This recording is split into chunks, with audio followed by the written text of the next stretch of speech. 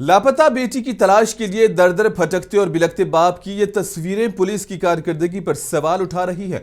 6 मई को उन्नाव में एक नाबालिग लड़की स्कूल से वापसी के बाद लापता हो गई है, जिसकी तलाश के लिए पुलिस चौकी के चक्कर लगाता बेबस बाप बेटी को ढूंढने की फरियाद कर रहा है, जिसे लापता हुए कई दिन गुजर चुके हैं, जिसका अभी तक कोई सुराग नहीं मिल सका, जिस पर बेबस बाप ने थाना इंचार्ज पर गफलत का तक इल्जाम लगा दिया है और रो रो कर अपनी बेटी की तलाश की इल्तिजा करता नजर आया है। तो वहीं उन्नाव सदर कोतवाली की पुलिस मामले से लाताल्लुक नजर आती है।